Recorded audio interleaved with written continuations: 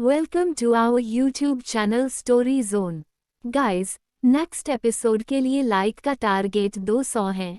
जैसे ही 200 लाइक्स हो जाएंगे तुरंत अगला एपिसोड आ जाएगा।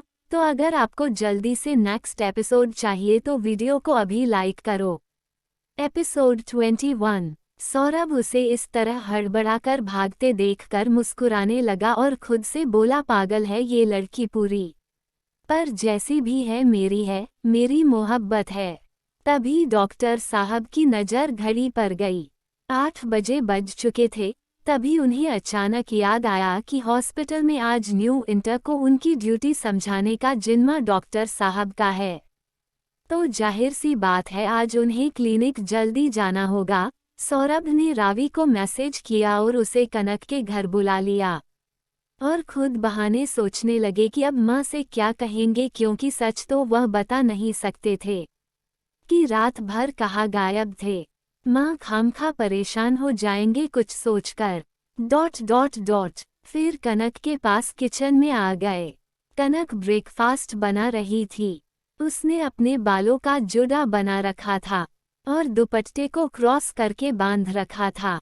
डॉक्टर साहब का मन तो किया कि जाकर अभी कनक को अपनी बाहों में भर के उसके होंठों को चूम ले और कहे कि तुम्हें कोई हक नहीं कि तुम एक पल भी मुझसे दूर रहो, पर उन्होंने अपनी भावनाओं को काबू किया और कनक से बोले, अभी थोड़ी देर में रावी आ जाएगी, मैंने उसे मैसेज कर दिया है, तो मैं निकलता हूँ, आज हॉस्पिटल जल्दी जाना है।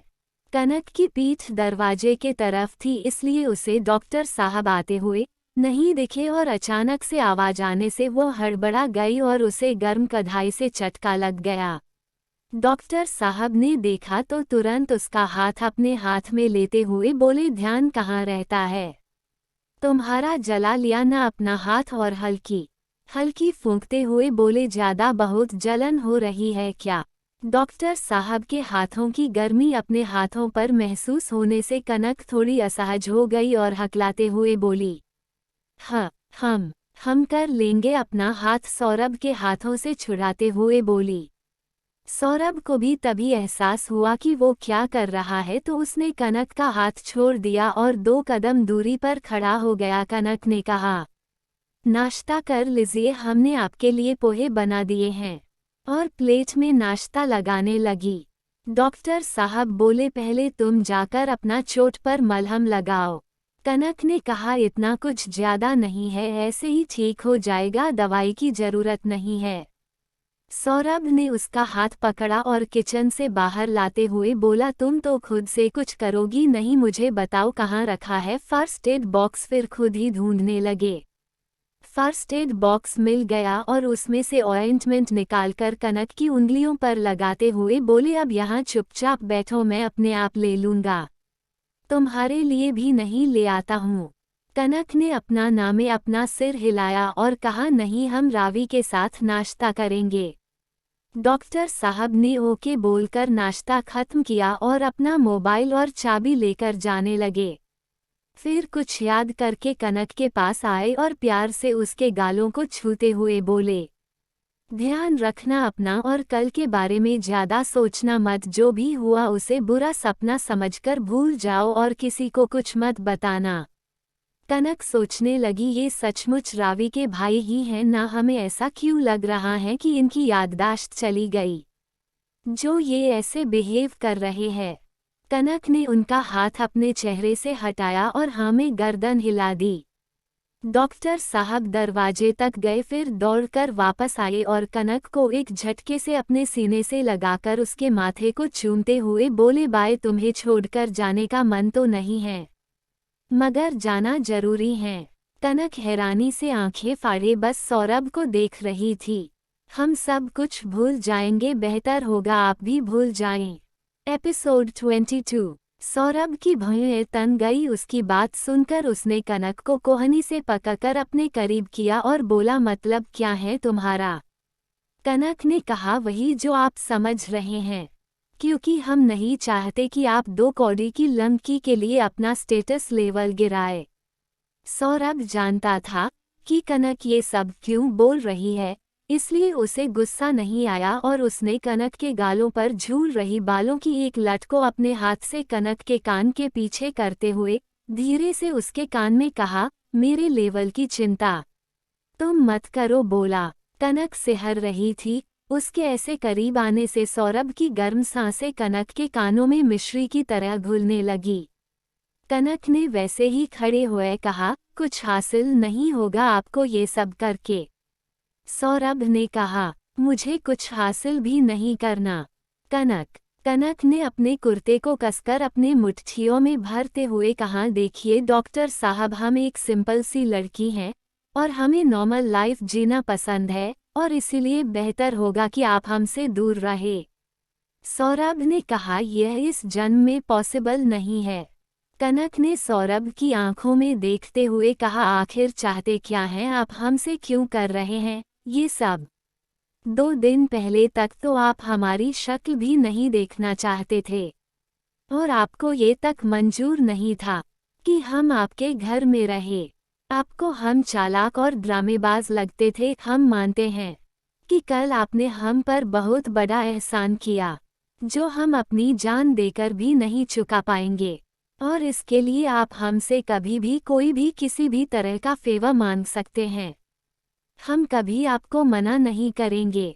ये सब बोलते हुए कनक लगातार है सौरभ की आंखों में देखे जा रही थी और उसकी आंखों से आंसू बह जा रहे थे, जिसे देखकर सौरभ का जान सुखी जा रही थी।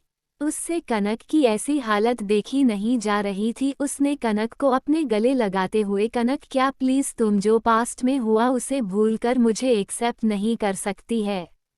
कनक ने उसे से दूर होते हुए अपने हथेलियों से अपने आंसू पूछते हुए कहा, नहीं, नहीं कर सकते, हम आपको एक्सेप्ट नहीं कर सकते वह जो आप चाहते हैं।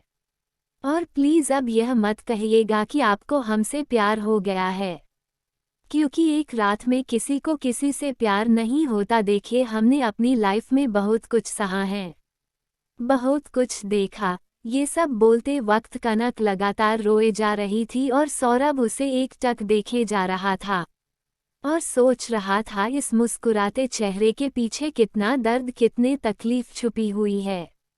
इसका कोई अंदाजा भी नहीं लगा सकता।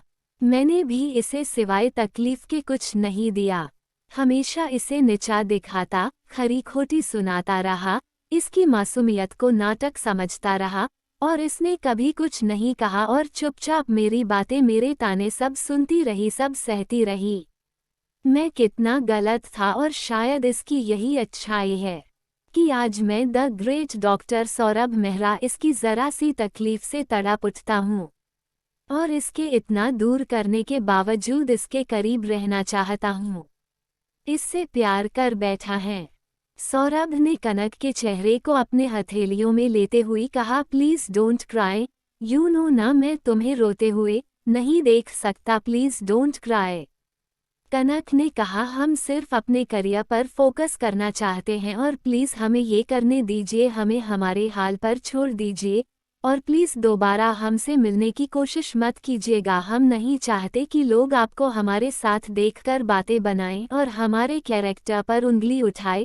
Please I request you, don't come again. क्योंकि हम जानते हैं अभी आप भावनाओं में बहकर यह सब बोल रहे हैं, मगर एक दिन जब आपको लगेगा कि हम आपकी बराबरी के नहीं हैं, तब आपको हमसे कई बातों का रिग्रेट होगा। अभी कनक बोल ही रही थी कि अब सौरभ के सब्र का बांध टूट गया और उसने कनक को कमर से पकड़ के लगभग खुद से चिपकाते हुए कहा, तुम्हें अपने करियर पर फोकस करना है, करो, मगर मुझे क्या करना है ये तुम्हें बताने की ज़रूरत नहीं है। और हाँ है, तुमसे प्यार हो गया है, तुमसे मोहब्बत सिर्फ आज से नहीं है, ये कल से नहीं है, 2 दिन पहले से नहीं, ये तो तब से है जब से मैंने तुम्हें पहली बार देखा था। शायद उसी दिन तुम्हारे हाथों अपना दिल हार बैठा, पर बस समझ अब आया है जब तुम मुझसे दूर होने लगी हो और मैं ये हरगिज बर्दाश्त नहीं कर सकता कि तुम मुझसे दूर रहो। बेशक तुम्हारी जो मर्जी करो, पर आइंदा कभी भी मुझे खुद से दूर रहने के लिए मत कहना, वरना मैं क्या करूँगा इसका मुझे भी अंदाजा नहीं है। तभी कनक ने अपनी नम आंखों से सौरभ की आंखों में देखते हुए कहा, अगर आपकी यही जिद है तो एक बात हमारी भी सुन लीजिए। अगर आपका यही रवैया रहा हमारे प्रति तो भोलेनाथ की सौगंध हम अपने आप को ही कुछ कर लेंगे। डोंट यू डेयर, अगर तुम्हें खरोच भी आई। फिर सौरभ ने अपने दोनों हाथ फैलाकर कहा, तो ये सौरभ मेहरा खुद को इतने घाव देगा। फिर कनक के करीब आकर उसके गाल पर हल्के से थपथपाते हुए कहा कि तुम्हें पछतावा होगा, समझी तुम। बोलते हुए सौरभ ने कनक के होठों पर किस किया और गुस्से से तमतमाते हुए निकल गया। एपिसोड 23। कनक वही फ्लो पर निढाल सी गिर गई और सुबक सुबक कर रोते हुए बोली, क्यों नहीं समझते डॉक्टर साहब, हम मजबूर है, क्योंकि हम नहीं चाहते कि कोई ये कहे कि हमने आपको सेड्यूस किया, आपको अपने जाल में फंसाया। हम नहीं चाहते कि रावी हमें गलत समझे। नहीं हो सकता वह जो आप चाहते, बहुत फासले हैं हम दोनों के बीच जो कभी नहीं मिट सकते और यह समाज कभी उन्हें मिटने भी नहीं देगा। फिर उसने खुद को शांत करते हुए अपने हथेलियों से आंखों के आंसू पोंछते हुए बोली, अब हम वो करेंगे जो आप सोच भी नहीं सकते। तभी उसे बाहर से रावी की आवाज आई जो अंदर ही आते हुए कनक को आवाज दे रही थी। कनक जल्दी से खड़ी हुई और अपने आंसुओं को साफ करते हुए खुद को नॉर्मल करने लगी। रावी अंदर आई और कनक को देखकर उसे हग करते हुए बोली, आई मिस्ड यू यार, एक दिन में ही हमने तुझे इतना मिस कि मैं तुझे बता नहीं सकती। 15 दिन साथ रहने के बाद तुम आज यहाँ आ गई हो ना, तो घर एकदम सुना सुना लग रहा था। वो तो अच्छा हुआ तुमने मुझे मैसेज करके यहाँ बुला लिया। फिर किचन की तरफ जाते हुए बोली, एनीवेज क्या बनाया है तूने, बहुत अच्छी खुशबू आ रही है यार, मुझे तो बहुत भूख लगी है। तुझसे मिलने के चक्कर में मैं तो नाश्ता करना ही भूल गई। चल ना ब्रेकफास्ट करते हैं। तब कनक ने कहा, अच्छा तुम बैठो हम नाश्ता लगाते हैं। रावी ने एक बाइट पोहे का मुंह में लिया और मुस्कुराकर कनक को साइड हग करते हुए बोली, I love you Kanak, you are the best cook in the world. तुम्हारे हाथ के खाने का तो जवाब ही नहीं, दिल करता है तुम्हारे हाथ चूम लूं। कनक ने मजाकिया लहजे में कहा, अच्छा या कटवाने का मन करता है जैसे शाहजहां ने ताजमहल बनवाने के बाद मजदूरों की कटवा दिए थे। और दोनों खिलखिलाकर हंसने लगी। दोनों बेस्टीज ने नाश्ता किया। रावी ने नाश्ता करते हुए पूछा, यार कनक कॉलेज जाने का मन नहीं है क्या, करे चलना है या नहीं, दिवाली भी आने वाली है, दिवाली की शॉपिंग भी करनी है। एक काम करते हैं हम आज शॉपिंग चलते हैं। कॉलेज कल चलेंगे, कल मासी जी भी होंगे तो टेंशन भी नहीं होगा। आज मासी जी भी आने वाली है तो उनके वेलकम के लिए कोई होना चाहिए घर पर। रावी ने ये सब इतना नौटंकी करते हुए कहा कि कनक को हंसी आ गई और कनक का मुस्कुराता हुआ चेहरा देखकर रावी की आंखों में नमी तैर गई और उसने अपनी आंखों की नमी को छुपाते हुए मन में सोचा, मैं तुझे कभी गलत नहीं समझ सकती कनक, मुझे पता है, बचपन से देखा है मैंने तुझे, हमेशा दूसरों के बारे में सोचती रही है। पर अब नहीं, बस बहुत हो गया दूसरों के लिए जीना, दूसरों के बारे में सोचना। अब सिर्फ तुझे तेरी खुशियों का ध्यान देना पड़ेगा और तेरी खुशियां भाई के साथ हैं और मैं तुम दोनों को मिलाकर ही रहूंगी, आई प्रॉमिस यू। रावी काफी देर पहले ही आ चुकी थी और घर के बाहर अपने भाई की कार खड़ी देख चौंक कर अंदर आ ही रही थी कि अंदर से आती आवाज़ों को सुनकर वो दरवाजे पर ही खड़ी हो गई और उसने कनक और सौरभ की सारी बातें सुन ली। एक पल को तो हैरान रह गई कि क्या सच में उसका भाई कनक से प्यार करता है। उसके लिए खुशी का ठिकाना नहीं रहा। वो सच में बहुत खुश थी कि कनक के लिए, सिर्फ इसलिए नहीं कि उसके दोस्त है, बल्कि इसलिए क्योंकि उसने बचपन से कनक को बहुत स्ट्रगल करते देखा है और वह हमेशा से चाहती थी कि उसे कोई बेस्ट मिले और उसके भाई से बेस्ट और कोई नहीं हो सकता था। सौरभ भले ही कितना भी एरोगेंट क्यों ना हो, पर जहां बात अपनों की आती है वह सब कुछ भूल जाता। अपनी फैमिली से बहुत प्यार करता है तो जाहिर सी बात है जिस किसी लड़की से वह प्यार करेगा सच में खुशकिस्मत होगी। वह लड़की कनक है। ये बात जानकर तो रावी के खुशी से जमीन पर पैर भी नहीं पड़ रहे थे। रावी दिल से चाहती थी कि कनक और उसका भाई एक हो जाए। तभी कनक ने रावी के ख्यालों के घोड़े को ब्रेक लगाया और उसके कंधे पर हाथ रखते हुए बोली, कहाँ खो गई, नाश्ता खत्म करो, ठंडा हो रहा है। दूसरी तरफ मेहरा मैंशन। सौरभ ने कार पार्किंग में खड़ी की ओर घर के अंदर जाने लगा। शायद माँ टकटकी लगाए दरवाजे को ही निहार रही थी। तो जैसे ही डॉक्टर साहब अंदर आए, माँ तुरंत उनके पास आई और पूछने लगी, कहाँ था? फिर कोई इमरजेंसी आ गई थी क्या? माँ ने एक ही सांस में सब पूछ लिया। बेटा, सुबह से वेट कर रही हूँ। जब डॉक्टर साहब ने कुछ नहीं कहा तो माँ ने कहा, अच्छा चल छोड़ ये सब, बता चाय लेगा या कॉफ़ी? माँ ने इतने प्यार से पूछा कि सौरभ का गुस्सा मान लो कहीं छूमंतर हो गया और उन्होंने माँ से कहा, मन नहीं है, मुझे क्लिनिक जल्दी जाना है तो मैं रेडी होकर निकलता हूँ।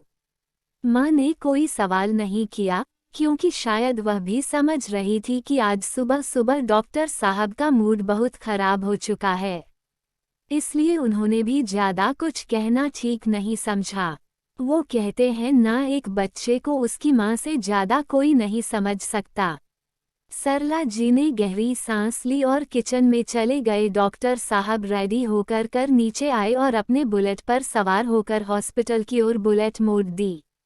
एपिसोड 24।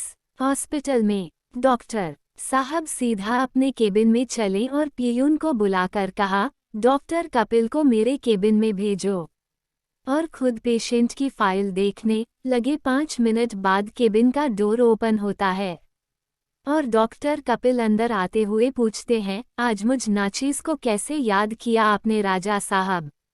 और डॉक्टर साहब के सामने वाली चेयर पर बैठ गए। सौरभ ने बिना उसकी तरफ देखे फाइल में नजरें गड़ाए हुए कहा, तुझे कितनी बार कहा है लकी, मेरे केबिन में आने के पहले गेट नॉक किया करो, बिना नॉक किए मेरे केबिन में मत आया करो। तुम में कोई मैनर्स है या नहीं मुझे समझ नहीं आता कि तुम डॉक्टर कैसे बन गए। खुद का दिमाग तो ठिकाने पर है नहीं, पेशेंट्स को क्या खाक ठीक करोगे? अब तक तो कपिल के भी समझ में आ गया था कि आज उसकी क्लास क्यों लगाई जा रही है। डॉक्टर साहब तो पहले से हाँ पर है और अब उनके सामने कुछ भी कहना मतलब शेर की मांद में हाथ डालने के बराबर होगा। तो उन्होंने थोड़ी सीरियस टोन में पूछा, क्या बात है, आज सुबह सुबह किससे भीड़ कर आ रहा है? या आज फिर तेरा कनक की वजह से मूड खराब है? कनक का नाम आते ही सौरभ के एक्सप्रेशंस चेंज हो गए, जिन्हें देखकर कपिल समझ गए कि कुछ तो बात है। उसने सौरभ के हाथ से फाइल लेकर टेबल पर रखते हुए कहा, बता मुझे क्या बात है, और कल तूने नीरू को क्यों कॉल करने के लिए कहा था? क्या खिचड़ी पक रही है तेरे दिमाग में? कपिल की बात सुनकर सौरभ ने एक नज़र उसकी तरफ देखा, फिर खड़े होकर अपने दोनों हाथ पॉकेट में डालकर विंडो से बाहर की तरफ देखते हुए कहने लगा, लकी यार, क्या मैं सच में इतना बुरा हूँ? वो मेरी तरफ देखना भी पसंद नहीं करती, मुझसे बात तक करना नहीं चाहती। तू जानता है लकी उसने मुझसे क्या कहा? कि मैं डॉक्टर सौरभ मेहरा।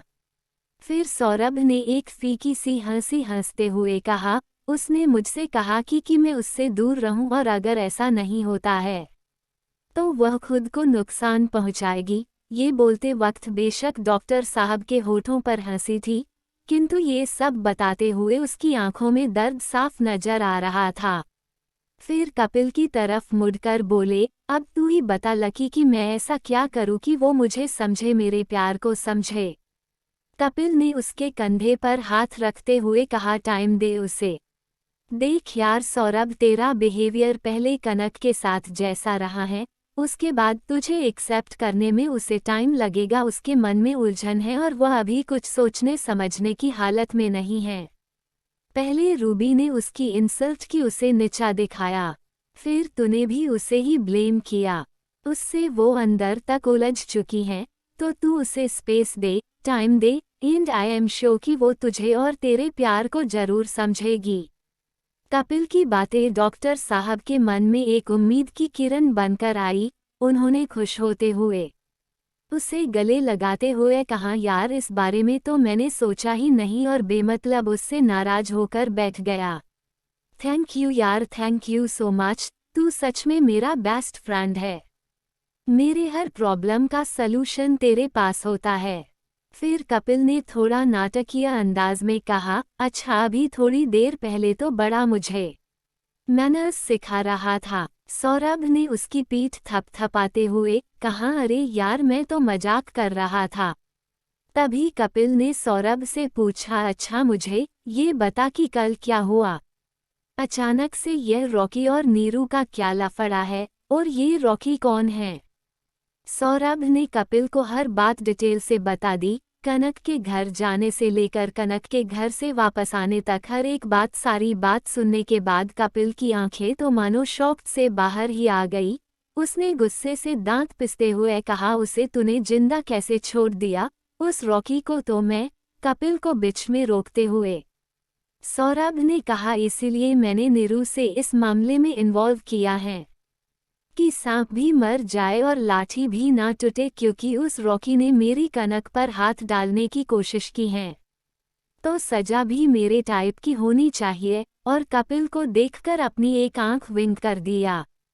फिर कपिल ने अविश्वास की नज़रों से सौरभ की तरफ देखते हुए कहा, अच्छा एक बात और बता, रियली यू किस्ड हर। सौरभ ने बस हम कहा।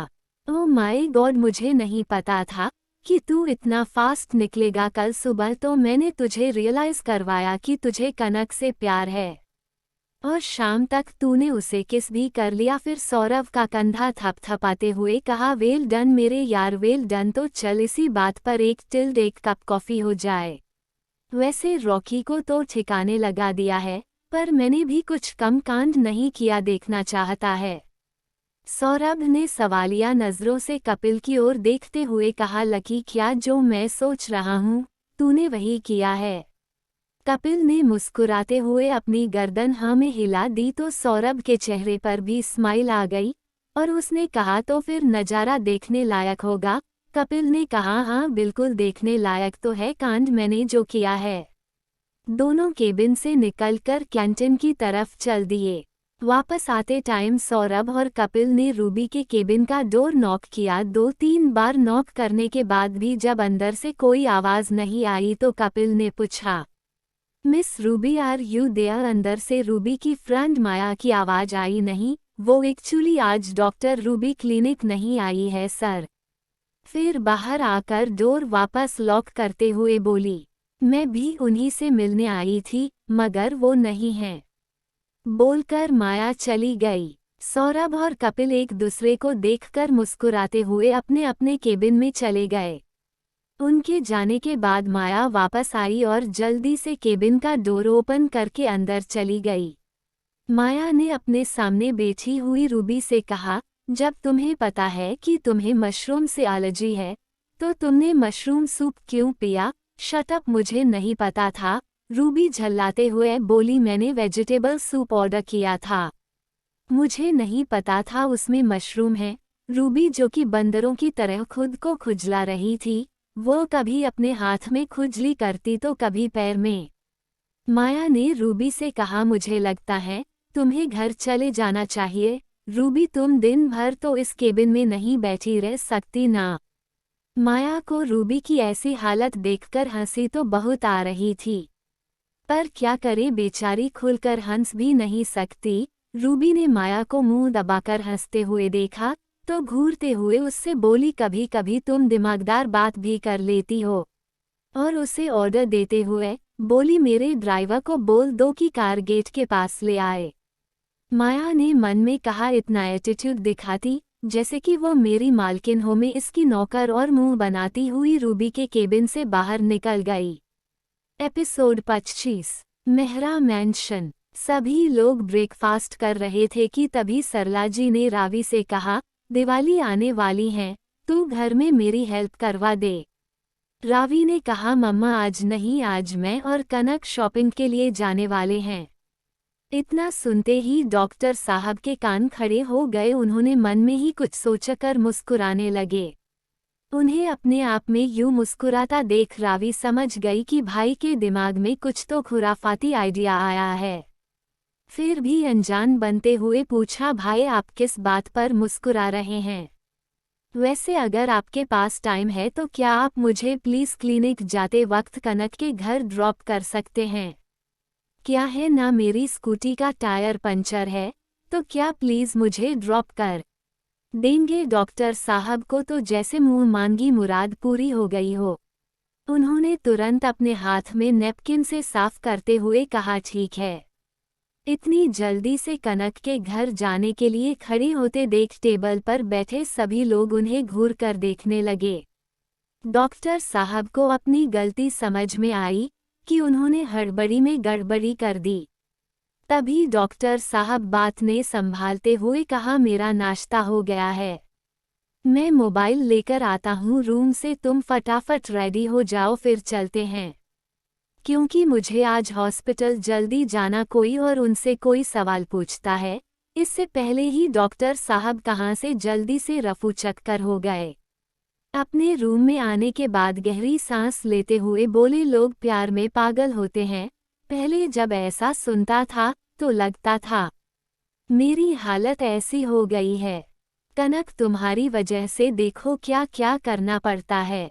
डॉक्टर साहब ने अपना मोबाइल लिया, बुलेट की चाबी ली और नीचे आते हुए रावी से कहा, चलो। रिवी भी एकदम रेडी तैयार खड़ी थी। दोनों कनक के घर के लिए निकल गए।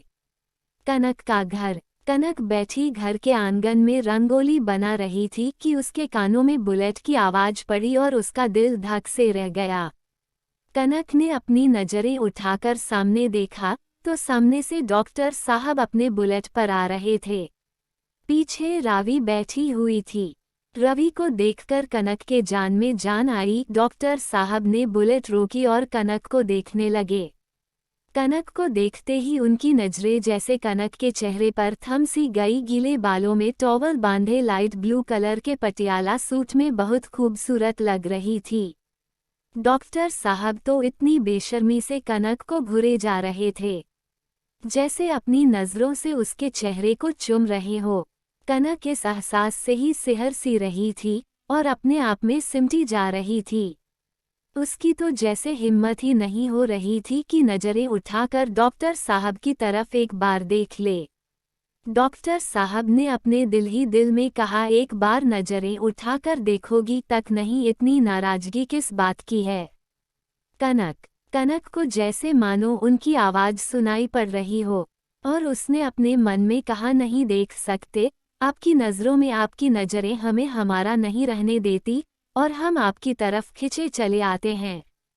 रावी ने दोनों को ऐसे देखा जैसे कहना चाहती हो, अरे भाई मैं भी यहीं खड़ी हूँ तो ज़रा मुझ पर भी ध्यान दे दीजिए। उसने जाकर कनक का हग करते हुए सौरभ की तरफ पलट कर कहा, अपना हाथ हिलाते हुए कहा, भाई आपको तो हॉस्पिटल जल्दी जाना था ना आज, तो आप चले जाए बाय। रावी की यह बात सुनकर डॉक्टर साहब ने अपने मन में कहा, क्या सच में यह मेरी बहन है या माँ इसे किसी मंदिर के बाहर से उठाकर लेकर आई है? हमेशा मेरे प्यार की कुंडली में राहु बनकर बैठी रहती, जरा सी भी मेरी फिक्र नहीं है। डॉक्टर साहब ने अपना एक दाव और फेंकते हुए कहा, अगर तुम लोग रेडी हो तो चलो, मैं तुम लोगों को मार्केट भी छोड़ देता हूँ, क्योंकि अभी कपिल का फ़ोन आया था तो उसने मुझे बताया जल्दी आने की ज़रूरत नहीं है, हॉस्पिटल में वह संभाल रहा है और मुझे कुछ सामान लेना है तो मैं उस मार्केट से होता हुआ ही जाने वाला हूँ। अगर तुम चाहो तो मैं तुम दोनों को भी मार्केट ड्रॉप कर सकता हूँ। रावी ने डॉक्टर साहब को और परेशान करने के इरादे से कहा, जी नहीं भाई थैंक यू, हम ऑटो करके चले जाएंगे मार्केट, क्योंकि अगर आपने कार लाई होती तो हम तीनों जा सकते थे, पर बुलेट पर तो 3 लोग नहीं बैठ सकते हैं ना। कनक दोनों भाई बहन की नोकझोंक देखकर मन ही मन मुस्कुरा रही थी। डॉक्टर साहब ने गुस्से में घुरकर एक बार रावी की तरफ देखा और फिर बुलेट की चाबी घुमाई। फिर बुलेट स्टार्ट करके निकल गए। उन्हें जाता देख कनक और रावी ने एक दूसरे की तरफ देखा और फिर खिलखिलाकर जोर से हंसने लगी। एपिसोड 26। हॉस्पिटल का मीटिंग रूम जहां से सारे सीनियर कमांडिंग ऑफिसर सभी न्यू इंटर्न्स को उनकी ड्यूटी समझाने के लिए इकट्ठा हुए थे। इन्हीं सबके बीच एक लड़की जिसने वाइट कलर का अनारकली सूट पहना हुआ था और बालों की ढीली सी पोनी बनाई हुई थी, जिसमें से कुछ लटे उसके चेहरे पर झूल रही थी। अल्पविराम दिखने का के किसी अप्सरा से कम नहीं, गोरा रंग, लंबे बाल, तीखे नैन नक्श पर पता नहीं क्यों चेहरे पर घबराहट से थी। वो अपनी नजरें नीचे की हुई एक तरफ खड़ी हुई थी और अपनी बारी आने पर अपनी ड्यूटी के बारे में जानने के लिए उत्सुक खड़ी थी। कपिल जो काफी देर से उसे खा जाने वाली नजरों से घूरे जा रहा था। कपिल को ऐसे घूमता देख डॉक्टर रजत ने कहा, बस कर यार भाई, माना कि वह लड़की सुंदर है, पर तू ऐसे सभी के सामने उसे इतनी बुरी तरह से घूरेगा तो वह एम्बेरेस्ड हो जाएगी यार। कपिल ने कहा, मेरा इतना भी बुरा टेस्ट नहीं है और मुझे उसमें कोई इंटरेस्ट नहीं है, समझा तू? तो अपनी बकवास बंद कर और काम पर ध्यान दे। उस लड़की की खूबसूरती को देखकर आसपास की सभी लड़कियां उसे जल बुन रही थी। इसलिए कोई भी उससे बात नहीं कर रहा था और अगर वह कुछ पूछती तो ठीक से जवाब भी नहीं दे रहे थे। तभी एक सीनियर डॉक्टर ने नाम लिया, धानी कश्यप। ये नाम सुनते ही उस लड़की ने आगे आते हुए कहा, यस आई एम धानी कश्यप। तो धानी नाम है इस लड़की का। रजत धीरे से मुंह के मुंह में बुदबुदाया। डॉक्टर बोले, मिस कश्यप, आप चिल्ड्रन वार्ड में ड्यूटी देंगे और वहां अपने पेशेंट्स की केस डिटेल केस रीड करेगी और आज आपको डॉक्टर कपिल इंस्ट्रक्शंस देंगे। धानी की तो जैसे जान ही गले में अटक गई। ये सुनकर हो यही तो नहीं चाहती थी कि उसका कपिल से सामना हो, फिर भी ना चाहते हुए भी उसने ओके सर कहा और वापस अपनी जगह पर चली गई। उन्हीं डॉक्टर ने कपिल की तरफ मुड़ते हुए पूछा, I hope you also okay with this doctor Singh. Kapil ने भी बस भी बेमन से हाँ कहा। ऐसे ही सभी डॉक्टर्स और न्यू इंट्रांस को अपनी अपनी ड्यूटी के लिए इंस्ट्रक्शंस दिए गए और सभी अपने अपने ड्यूटी में लग गए। मीटिंग रूम से बाहर निकलने के बाद लकी ने डॉक्टर साहब को कॉल किया कि आज उन्हें देरी क्यों हो रही है आने में। तभी सामने से डॉक्टर साहब आते हुए दिखाई दिए। लकी ने कॉल कट की और उनकी तरफ चल दिया। कपिल में सौरभ को सवालिया नजरों से देखते हुए पूछा, आज कहाँ रह गए थे भाई, इतनी देर हो गई। डॉक्टर साहब ने उन्हें सुबह से लेकर अभी तक की सारी बात बता दी। सारी बात सुनने के बाद तो कपिल की मानो हंसी नहीं रुक रही हो, पेट वो पकड़ के हंसने लगे। कपिल को अपने ऊपर हंसता देख डॉक्टर साहब के गुस्से का कोई ठिकाना ही नहीं रहा और उन्होंने दांत पिसते हुए कहा, बहुत हंसी आ रही है ना, रुक तो तुझे अभी बताता हूँ मैं। और कपिल के पीछे भागने लगे। दोनों ही छोटे बच्चों की तरह भाग रहे थे। दोनों की मस्ती देख आसपास के पेशेंट और डॉक्टर हंसने लगे। डॉक्टर कपिल ने कहा, किसी और का गुस्सा मुझ पर उतारने की जरूरत नहीं है, और कहते हुए सौरभ की तरफ देखने लगे और भागने लगे कि सामने से आ रही धानी से टकरा गए और दोनों का बैलेंस बिगड़ गया।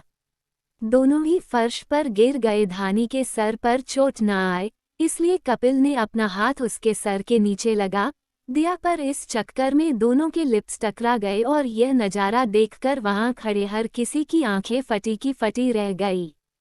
धानी तो शर्म से इतनी लाल हो गई थी कि उसका मन कर रहा था कभी जमीन फट जाए और वो वहीं कहीं छुप जाए, और लकी जी तो हमारे धानी की कत्थई आंखों में कहीं खोसे गए थे।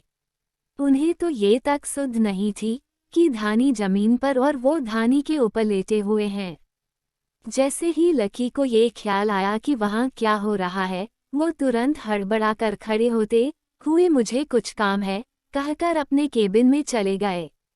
धानी भी फटाफट से भागते हुए चिल्ड्रन वार्ड में घुस गई और अपनी बढ़ी हुई धड़कनों को सामान्य करने की कोशिश करते हुए अपने सीने को थपथपाने लगी। डॉक्टर कपिल का केबिन। धानी डॉक्टर कपिल के सामने अपने दुपट्टे को उंगलियों में लपेटते हुए नीचे गर्दन किए बैठी हुई थी। और लकी जी उसे लगातार घूरे जा रहे थे। डॉक्टर कपिल ने चिढ़ते हुए कहा, तुमने जानबूझकर किया ना, ये सब जानबूझ के यहाँ आई हो ना तुम, या मेरे सो कॉल्ड मॉम डैड ने भेजा है तुम्हें यहाँ पर मुझ पर नज़र रखने के लिए, क्योंकि पूरे लखनऊ शहर में सिर्फ एक ही है तो हॉस्पिटल नहीं है।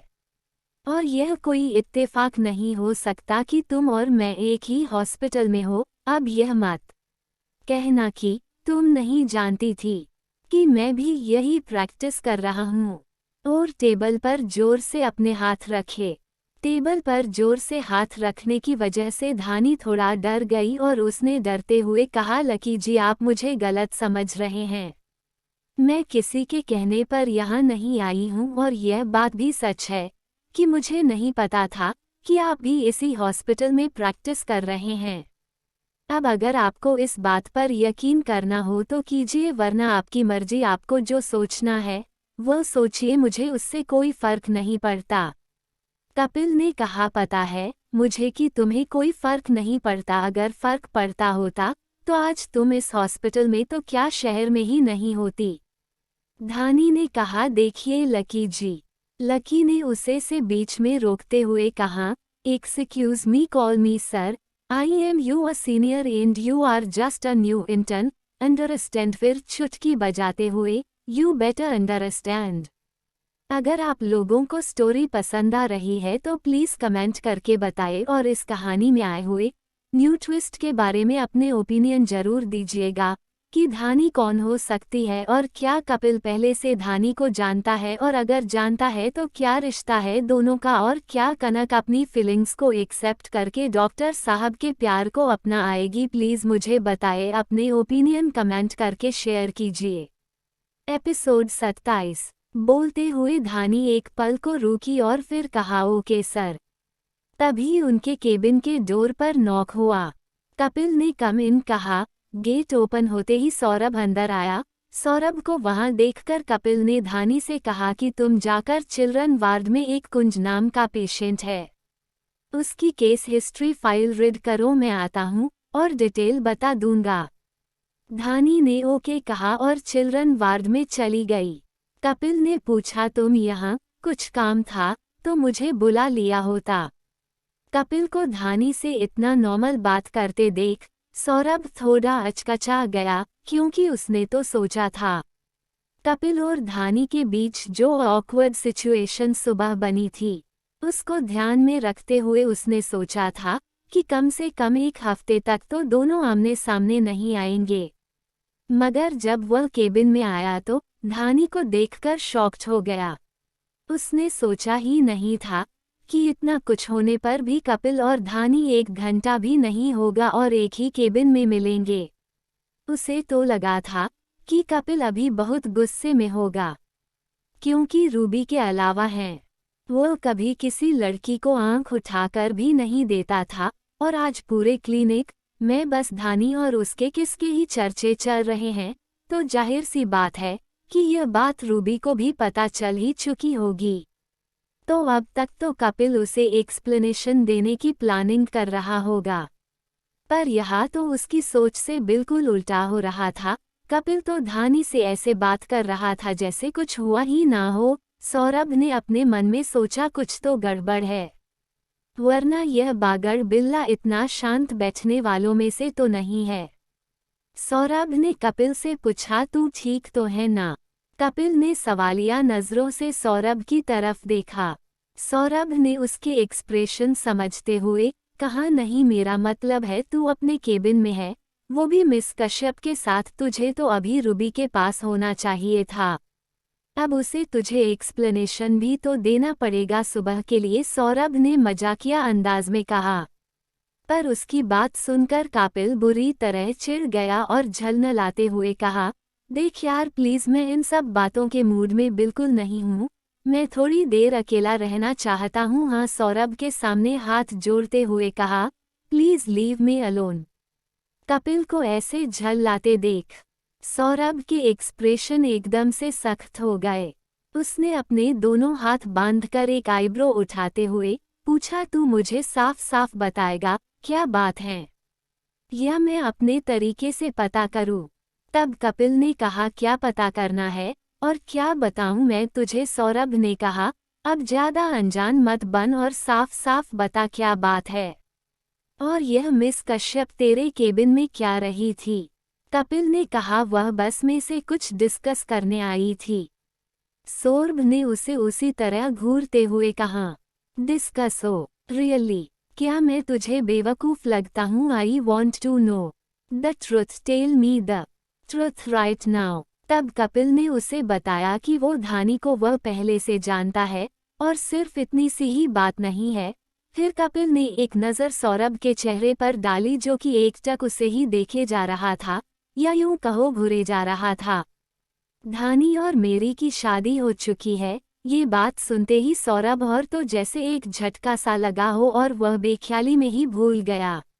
अगर तू मजाक कर रहा है लकी तो ये बहुत ही घटिया मजाक है। तब कपिल ने कहा, मैं मजाक नहीं कर रहा हूँ यार, धानी मेरी वाइफ है। सौरभ ने पूछा, और यह सब हुआ कब और मुझे इस बारे में कुछ क्यों नहीं पता है? सौरभ ने कपिल के कंधे पकड़कर लगभग झंझोड़ते हुए पूछा। तब कपिल ने गहरी सांस ली और बताना शुरू किया, तुझे याद है, करीब 2 महीने पहले रूबी के बर्थडे पर मैंने उसे प्रपोज करने के लिए कितना कुछ किया था, कितनी तैयारियां की थी, कितना कुछ सोचा था, और उसने, फिर कपिल फीकी हंसी हंसते हुए बोला, उसने मुझे रिजेक्ट कर दिया था। उसने मुझे रिजेक्ट कर दिया था यार। ये बताते हुए कपिल की आंखों में नमी तैर गई। सौरभ को कपिल को ऐसे देखकर बहुत दुख हो रहा था। उसने आगे बढ़कर कपिल को गले से लगाते हुए कहा, चल छोड़ यार, जाने दे, जो हुआ पास्ट में भूल जा और आगे के बारे में सोच। अच्छा चल गई, घूमने चलते हैं, सौरभ ने कपिल का माइंड डाइवर्ट करने के हिसाब से कहा। एपिसोड 28। मगर कपिल ने उसके बातों को पूरी तरह से इग्नोर किया और अपने आंखों की नमी साफ करते हुए आगे बताना शुरू किया। तब मैं डिप्रेशन के कारण हताश होकर यहाँ से कुछ दिनों के लिए कहीं के लिए दूर चले जाना चाहता था और मैं मथुरा चला गया था अपने घर। 2 महीने पहले। फ्लैशबैक। मथुरा शहर, सिंह पैलेस में एक बड़े से हॉल में लगे हुए सोफे पर 3 लोग बैठे हुए थे। सेजल जी कपिल की माँ, सुरेश जी कपिल के पापा और कपिल। सुरेश जी एक सक्सेसफुल बिजनेसमैन है और सेजल जी सोशलाइट जो एक एनजीओ भी चलाती है। और हमारे लकी जी डॉक्टर कपिल सिंह को तो आप अच्छे से जानते ही हैं, उनके डॉक्टर बनने के पीछे भी कुछ कारण थे। सुरेश जी के पापा का समय पर हार्ट का ऑपरेशन न होने के कारण उनका देहांत हो गया था। तभी से सुरेश जी ने सोच लिया था कि वह अपने बेटे को बेस्ट हार्ट स्पेशलिस्ट बनाएंगे। बस इसीलिए कभी उन्होंने कपिल जी को बिजनेस करने की सलाह नहीं दी और उन्हें एक बेहतर डॉक्टर बनाया। सेजल जी ने खुश होते हुए कहा, लकी बेटा, तुमने तो हमें बहुत अच्छा सरप्राइज दे दिया। अच्छा किया आ गए, वरना तो इतने दिन से तुम्हें बुला बुला कर थक गई थी। बाल गोपाल का लाख लाख शुक्रिया कि आखिरकार तुम्हें अपने माँ पापा की याद तो आई। अब बस तू आया है तो एक लड़की पसंद कर ले और शादी करके मुझे एक प्यारी सी बहू ला कर दे। कपिल ने चिढ़ते हुए कहा, क्या माँ, शादी? शादी? अभी तो मैं घर में घुसा भी नहीं हूँ और आपने शादी की रट लगा ली, इसीलिए भी नहीं आता। डैड समझाए अपनी बीवी को कुछ। सुरेश जी के चेहरे पर कोई एक्सप्रेशन नहीं थे। उन्होंने एक नज़र से सेजल को देखा और फिर कपिल की ओर देखकर वापस से अपने बिजनेस न्यूज़ पढ़ने लग गए और उन दोनों माँ बेटे को फिर पूरी तरह से इग्नोर कर दिया। कपिल ने कहा, मॉम, मैं थक गया हूँ, थोड़ी देर रेस्ट करना चाहता हूँ। हाँ हाँ, क्यों नहीं, मैं भी बिल्कुल पागल हूँ जो तुम्हें यही रोक लिया। जाओ, तुम जल्दी से फ्रेश होकर आ जाओ तो मैं तुम्हारे लिए खाना लगवाती हूँ, फिर खाना खाकर तुम रेस्ट कर लेना। कपिल ने ओके कहा और अपने रूम में चल दिया।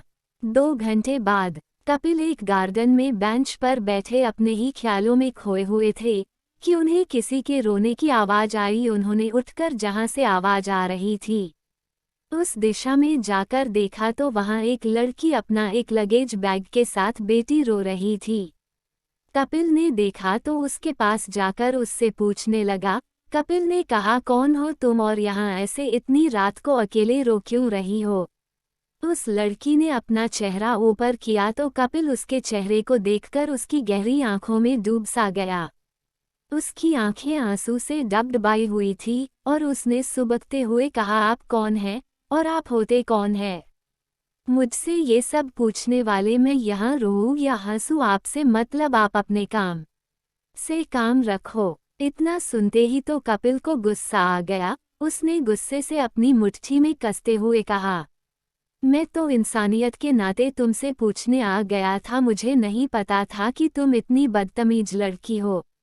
उस लड़की ने खड़े होते हुए अपनी हथेलियों से आंसू पोंछते और कहा, मैंने आपसे कहा था आप यहाँ आकर मुझसे पूछे मैं क्यों रो रही हो और मुझे इंसानियत दिखाए जाए और अपनी इंसानियत किसी और को दिखाए जिसकी आपकी इंसानियत की ज़रूरत हो। प्लीज़ यहाँ से चले जाए।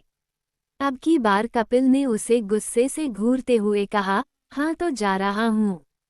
मुझे भी कोई शौक नहीं है तुम्हारे साथ बैठकर आर्गुमेंट करने का। और वहां से जाने लगा। तभी वहां 3-4 लोग आ गए और उस लड़की को पकड़ते हुए कहा, तुम्हें क्या लगा कि तुम्हारी तरह छुप जाने से और ये शहर छोड़कर चली जाने से हम लोगों से बच जाओगी? कभी नहीं हो सकता। ठाकुर साहब तुम्हें पाताल से भी खोजकर निकाल लेंगे, चलो हमारे साथ। कहते हुए उन लोगों ने उस लड़की को खींचना शुरू कर दिया। तभी वह लड़की अपना हाथ से झटक कर कपिल के पास आकर खड़ी हुई और उसका हाथ पकड़ते हुए बोली, नहीं मैं तुम लोगों के साथ नहीं आऊंगी। उसमें से एक आदमी ने कहा, देखो धानी, हम जानते हैं कि तुम इस लड़के को नहीं जानती हो और अब तुम्हारे पास कोई रास्ता नहीं हमारे साथ चलने के अलावा। धानी ने कहा, आपके कह देने से हमारा रिश्ता बदल नहीं जाएगा। हम एक दूसरे से प्यार करते हैं और आज हम शादी करने जा रहे हैं। फिर उन सबके सामने धानी अपने पंजे की उंगलियों पर खड़ी होकर उसने कपिल के गाल पर किस किया और प्यार से उसकी तरफ देखते हुए बोली, है ना जी।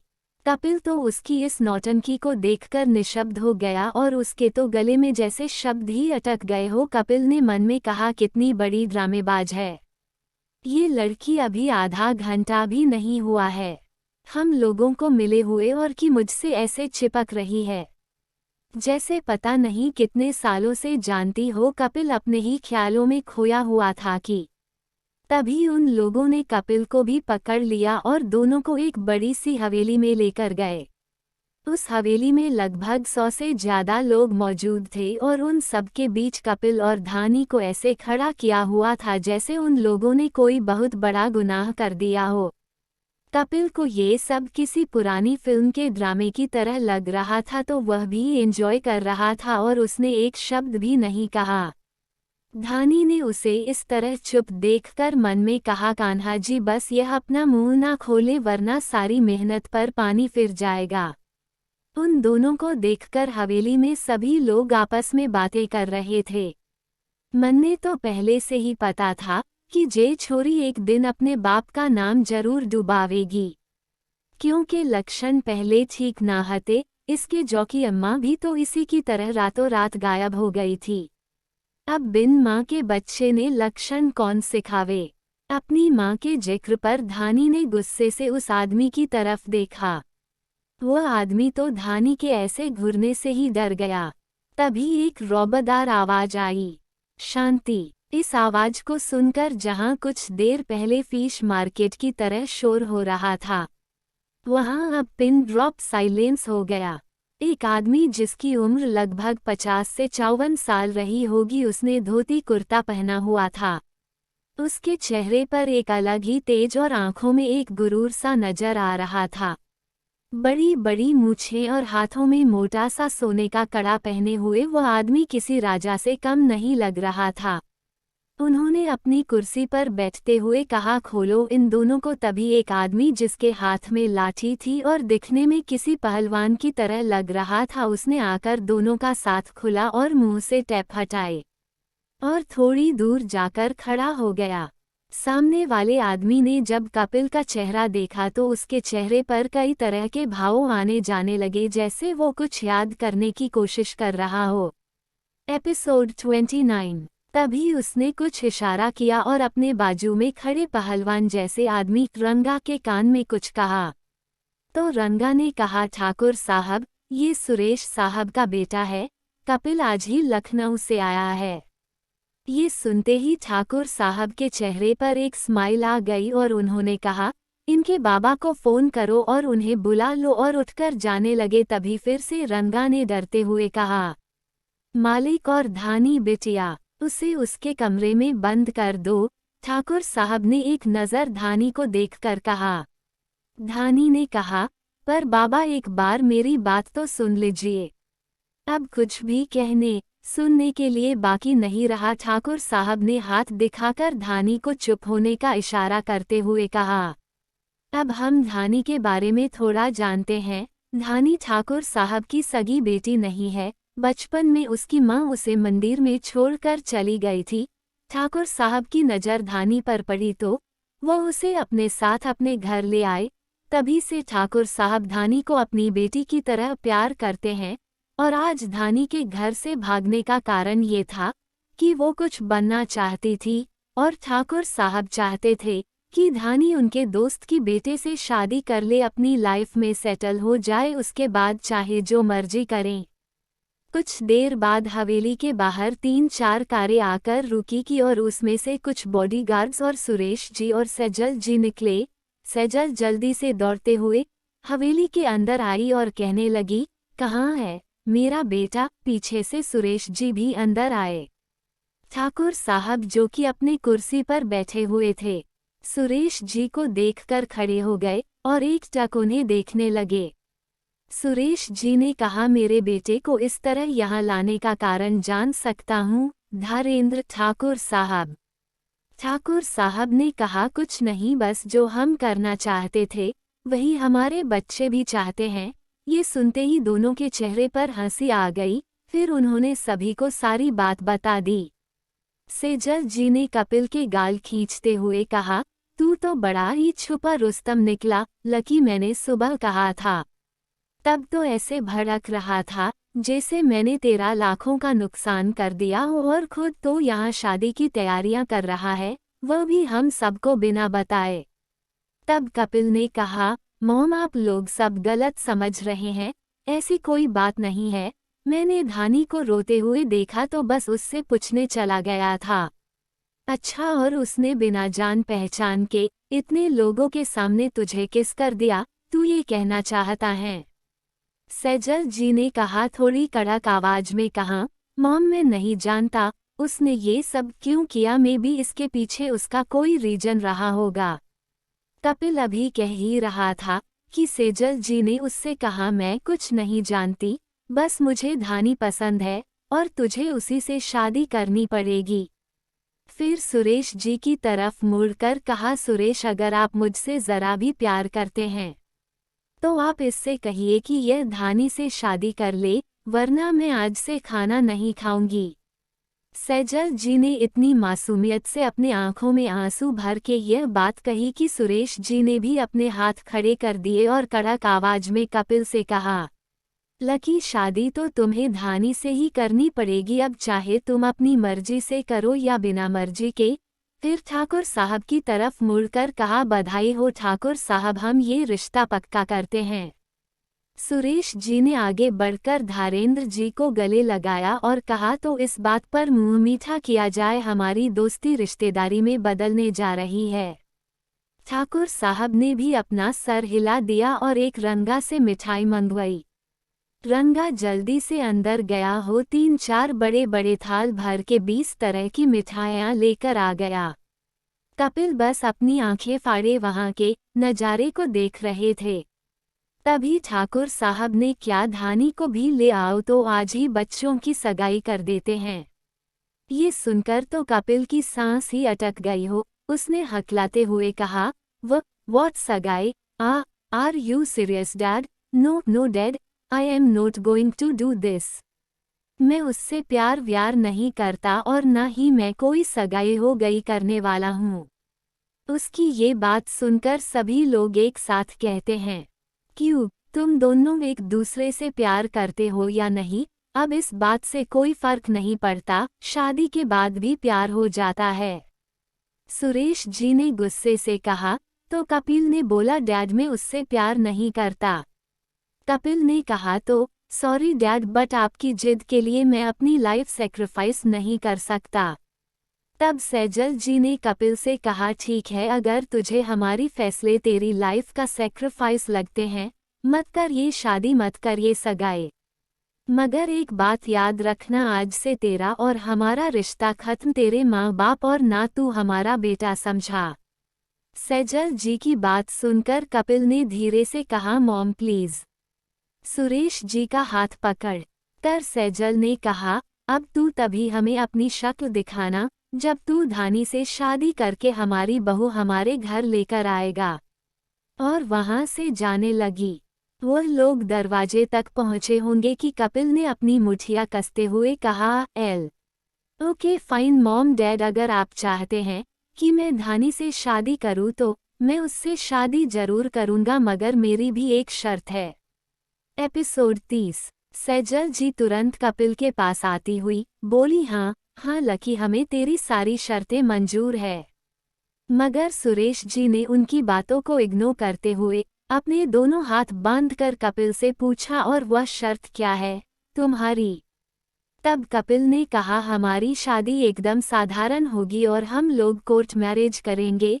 सेजल जी ने कहा, लेकिन तू ये सब क्या बोल रहा है? तू हमारा इकलौता बेटा है। धानी ठाकुर साहब की इकलौती बेटी है। हम लोगों के पास पैसे की कोई कमी नहीं है कि हम अपने बच्चों की शादी भी धूमधाम से ना कर सके। इस तरह से साधारण रूप में शादी करने का मतलब क्या है? तब कपिल ने कहा, अगर आपको मेरी शर्त मंजूर हो तो मैं शादी करने के लिए तैयार हूँ, वरना आप मेरा फैसला जानती है। तब ठाकुर साहब ने कहा, ठीक है, अगर लकी जी चाहते हैं कि शादी साधारण रूप में हो तो वैसे ही होगी, मगर 6 महीने बाद धानी का बर्थडे है, उस समय हम धूम धाम से दोनों की शादी करेंगे। अब ये तय रहा, हम कल ही कोर्ट में अर्जी देकर दोनों बच्चों की शादी की तारीख निकालवाकर आपको बता देंगे। दूसरी तरफ धानी इन सब से अनजान अपने रूम में घबराहट में इधर से उधर चक्कर काट रही थी कि तभी उसके रूम का दरवाजा खुला और धानी की फ्रेंड नंदिनी अंदर आई। धानी को देखते ही नंदिनी ने उसे गले से लगाते हुए कहा, धानी तू पागल है क्या? मेरी जान ही निकाल दी थी तूने तो। आज पता है कितना डर गए मैं। दोबारा ऐसे घर से भागने की कोशिश मत करना। और ये रंगा क्या बकवास कर रहा है? और ये लड़का कौन है? नीचे यार, बड़ा ही हॉट बंदा है कसम से। वो वही है जिससे मैं प्यार करती हूँ, उसी के साथ भागने का प्लान था मेरा। धानी ने मुंह दबाकर हंसते हुए कहा। तो ननंदनी बोली, अगर तुम मुझे को बताती कि तुम किसी को पसंद करती हो और उससे शादी करने के लिए घर से भाग रही हो तो इस काम में मैं तुम्हारी मदद करती। तब धानी ने नाक मुंह सिकोड़ते हुए कहा, हाँ पता है कितने अच्छे से मदद करती मेरी। जाकर बाबा को बता देती कि मैं घर छोड़कर जा रही हूँ, आई बड़ी मदद करती हूँ। धानी ने मुंह टेढ़ा करते हुए कहा। नंदिनी ने अपने दोनों हाथ कमर पर रखते हुए कहा, तू मेरे बारे में ऐसा सोचती है? अरे मैं अंकल जी को बोलती है कि धूमधाम से तेरी शादी करवा दे ताकि मैं भी शांति से रह सकूं। वैसे एक बात बता, बचपन से मैं तेरे साथ हूँ। बचपन से तेरे पास 3 to 4 पहलवानों को देखकर किसी भी लड़के की हिम्मत नहीं होती थी कि वह तुझसे बात भी कर ले। तो ये कहाँ मिल गया? इतना सब होने तक तूने मुझे कुछ बताया क्यों नहीं? नंदिनी ने ये सब एक ही साथ में कह डाला। तो धानी ने उसे कंधे से पकड़कर कहा, रिलैक्स रिलैक्स नंदू, मैं भी नहीं जानते हैं कौन है। उस वक्त मुझे जो समझ में आया मैंने वही किया, मुझे नहीं पता था ये सब इतना मैशअप हो जाएगा। नंदिनी ने आंखें बड़ी करते हुए कहा, तूने एक अनजान इंसान को किस कर दिया? धानी ने अपनी नजरें चुराते हुए कहा, तुझे ये सब किसने बताया? नंदिनी बोली, जब मैं ऊपर आ रही थी तो मुझे रंगा मिला था, उसी ने मुझे ये सब बताया। तेरा चेहरा देखकर पता चला है कि वह ये सब सच कह रहा था। नंदिनी ने कहा, हाँ, और तेरे ऐसे ही जल्दबाजी में लिए गए फैसले की वजह से आज जानती क्या होने जा रहा है? तेरी और उसकी शादी होने जा रही है। वॉट? धानी ने शॉक्ड होते हुए कहा। उसने नंदिनी ने पूछा, उस लड़के ने भी शादी के लिए हाँ कर दी है? नंदिनी ने कहा, रंगा कह रहा था कि उसने कोर्ट मैरिज करने की बात की है। धानी ने सर पीटते हुए कहा, मुझे ये समझ नहीं आ रहा कि मैंने जो किया सो किया। उस लड़के ने शादी के लिए हाँ क्योंकि जब वो मुझसे प्यार नहीं करता। नंदिनी ने पर फिर शॉक्ड होते हुए कहा, क्या धानी, तू तो बहुत बुरी तरह फंस गई है। धानी ने कहा, नंदू, मैं बस थोड़ा फ्रीडम चाहती थी। तू जानती है ना बाबा मुझे लेकर कितने पजेसिव है। जब हम दिल्ली में पढ़ते थे तब भी पापा ने 3-4 मुच्छड़ पहलवान मेरे पीछे मेरी सिक्योरिटी के लिए लगा रखे थे और लोग हमें कैसे घूरते थे। बस मैं यही नहीं चाहती थी। मैं चाहती थी कि मैं अपनी लाइफ अपने तरीके से जीऊँ, थोड़े वक्त के लिए ही सही, मगर मैं अपने हिसाब से अपनी लाइफ जीना चाहती थी, खुले में सांस लेना चाहती थी। बस इसलिए मैंने ये कदम उठा लिया और मुझे नहीं पता था मेरी नादानी की वजह से सब कोई प्रॉब्लम हो जाएगी। नंदिनी ने कहा, बस तेरी यही तो गलती की तो कभी भी कुछ भी सोच समझ कर नहीं करती है। तू एक बार हम अंकल जी से बात तो करती है, अगर वो तुझे कहते हैं या वो रोक दे तब तो ऐसा कुछ करती तो। धानी ने कहा, अगर मैं बाबा से कहती है कि वो मुझे फ्रीडम नहीं देते तो उन्हें लगता कि मैं उनकी फिक्र को उनके कैद समझ रही हूँ और बस मुझे तकलीफ नहीं देना चाहती थी। तब नंदिनी ने कहा, और आज जो उन्हें तकलीफ हो रही है उसका क्या? धानी ने कहा, अब मैं क्या करूं नंदू? नंदू ने धानी के कंधे पर हाथ रखते हुए कहा, चल छोड़, टेंशन मत ले, जो होना होगा होकर रहेगा। और वह कहते हैं ना, जो होता है अच्छे के लिए होता है, तो सब कुछ छोड़, टेंशन मत ले और चल, बहुत रात हो चुकी है, मैं चलती हूँ। मगर धानी ने उससे रिक्वेस्ट करते हुए कहा, नंदू आज रात मेरे पास ही रुक जा। नंदिनी ने ठीक है कहा और दोनों फ्रेंड्स बैठकर बातें करने लगे। तभी रंगा आया और उसने धानी और नंदिनी से कहा कि आप लोगों को ठाकुर साहब नीचे बुला रहे हैं।